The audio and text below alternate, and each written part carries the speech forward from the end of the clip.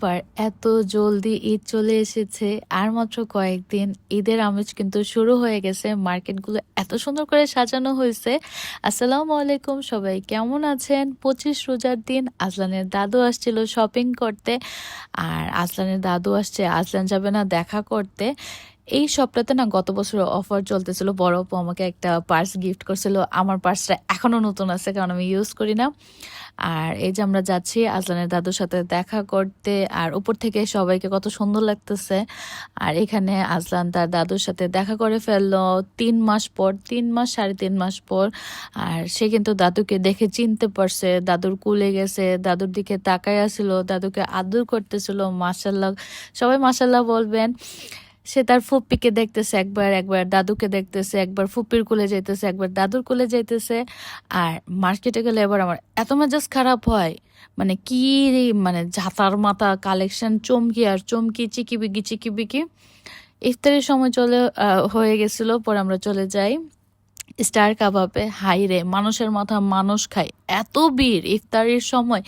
একটা সিট পাইছি, আর সবাই ওয়েটিং লিস্টে ছিল। একটা সিট পাইছি, আমি বসছিলাম।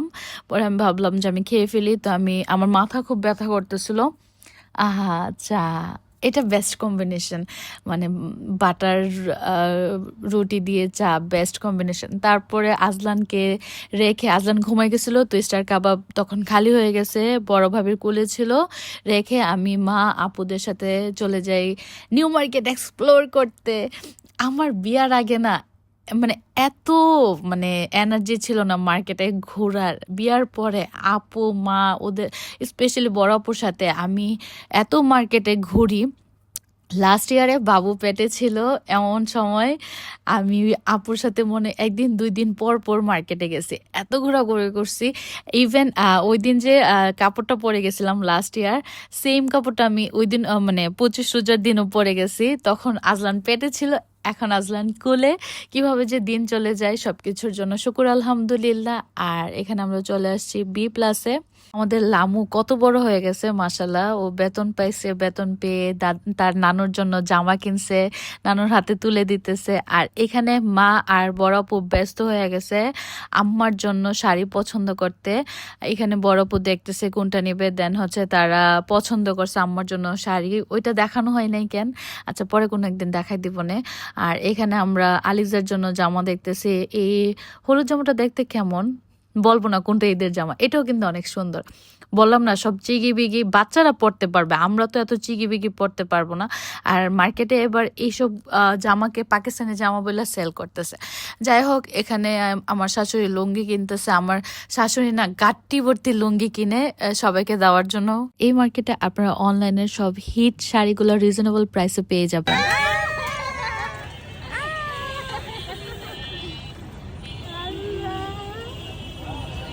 তোমাকে ডাকতেছে না তোর বসে,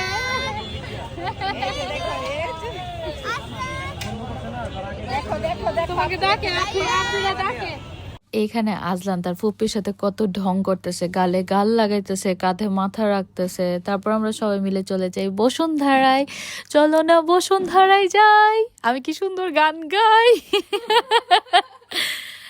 আর বসুন্ধরায় শপিং করতে আসাটা আমার শ্বশুর বাড়ির ট্রেডিশন, মানে ঈদের শপিং ইনকমপ্লিট যদি বসুন্ধরায় না যাওয়া হয়।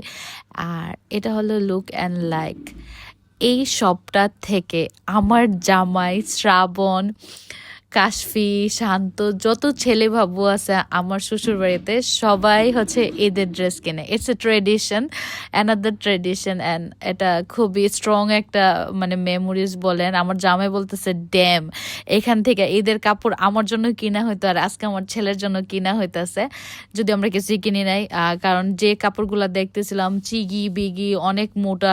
আর আজলান এই ওয়েদারে এসব কাপড় পরতেই পারে না। আজলান অনেক ঘামে, ও খালি পরে হচ্ছে নিমা, আলমসের নিমা। তারপর শপিং তো আবার ইনকমপ্লিট যদি আমরা একটু না খাই, এটারে কি কয়, কর্ন, সুইট কর্ন। তারপরে আবার আরেকটা জিনিস ট্রাই করছি, সেটা হচ্ছে ম্যাঙ্গো স্মুদি। গলার মধ্যে টনসিলের ব্যথা, তারপরও জীবন তো একটাই, অ্যান্ড ইটস সো ইয়াম্মি। তারপর বছরের প্রথম আম, এটা দেখে কার মুখে পানি আসছে অবশ্যই কমেন্ট করবেন। আর আজকে 27 রোজার রাত, সবাই যারা ভিডিওটা দেখতেছেন অবশ্যই আমাদের জন্য অনেকগুলা দোয়া করবেন। আপনাদের জন্য অনেকগুলা দোয়া। বাসায় চলে আসছি, প্রার্থনা সবকিছু কত সুন্দর করে গুছিয়ে রাখছে। এন্ড দেখা হবে সবার সাথে নতুন ব্লগে। আল্লাহ হাফেজ।